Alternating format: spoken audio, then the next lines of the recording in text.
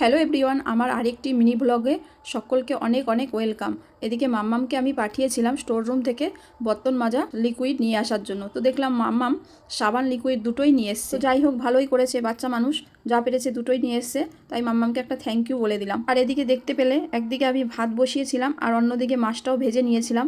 আর মাছ ভাজা হয়ে গেছে, ওই তেলেই আমি ঘি করলাগুলো ভেজে নিলাম। ওগুলো আমরা ঘি করলা বলি, তোমরা কি বলো কমেন্টে জানিও। উপরের ঘরে বাথরুমের যে কাজ হচ্ছে, তাই আজকে তার টাইলস আর সিমেন্টটা এসেছে। আর আজকে আমি দুপুরের জন্য রান্না করেছি শাইটিং মাছের ঝাল, আর ভেন্ডিটাকে একটু সর্ষে বাটা দিয়ে চচ্চড়ি মতো করেছিলাম, আর হেলেঞ্চার শাক, আর তো দেখতে পেলে ঘি করলাটা ভেজেইছিলাম। আমার রান্না বান্না হয়ে গেছে, তারপরে আমি সমস্ত বাসনগুলো পরিষ্কার করে ধুয়ে নিচ্ছি।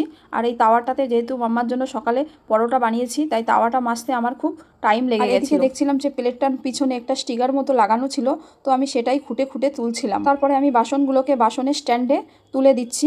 এই সময়টার বাসনগুলো খুব একটা জল শুকানো হয় না, কিন্তু যেহেতু আমি গামলাটা বাইরে নিয়ে মাজি, তো এখন সাথে সাথেই তুলে দিই। আমার বাসন তোলা হয়ে গেছে। তারপরে আমি পুরো কিচেনটাকে আজকে খুব ভালো করে পরিষ্কার করলাম। প্রত্যেক দিনই আমি কিচেনের টাইলসগুলোকে পুরোটাই মুছে দিই, কিন্তু আজকে একটু বেশি ভালো করে মুছছি, কারণ ওই মাছটাতে আমার প্রচুর গন্ধ লাগে। খেতে ভালো লাগে, কিন্তু মাছটা খুব গন্ধ হয়, তাই ভালো করে একটু লাইজল জল দিয়ে পুরো মুছে দিই। আর আমি যেহেতু ডেলি টাইলসগুলো মুছে দিই, তো আমার সেরকম একটা নোংরা থাকে না, কিন্তু ওই তেল মাছ রান্না করলে যে তেলটা ছিটায়, তো ওই জন্য একটু লাইজল জল দিলে বেশ আঠা আঠা ভাবটা থাকে। এদিকে আমার পুরো ওভেন স্ল্যাব সমস্তটা পরিষ্কার করা হয়ে গেছে। তারপরে আমি তেলের বোতলের ক্যাপগুলো ভালো করে বন্ধ করে তেলের বোতলগুলো একটু ভালো করে পরিষ্কার করে নিচ্ছি। তারপর আমি বেসিনের চারপাশের টাইলসগুলোকেও একটু ভালো করে ন্যাকড়া দিয়ে পরিষ্কার করে মুছে নিলাম, আর ট্যাপটাকেও একটু ভালো করে ধুয়ে পরিষ্কার করে নিলাম। তারপরে স্নান করে খাওয়া দাওয়া কমপ্লিট করে চলে আসলাম উপরের ঘরে। আজকে একবারও সকাল থেকে আসতে পারিনি। এখানে টাইলস লাগানো হয়েছে, এখানে আমাদের বেসিন বসবে, আর দেখতে পেলে মাঝখানের ঘরের কোমরটাও বসানো হয়ে গেছে।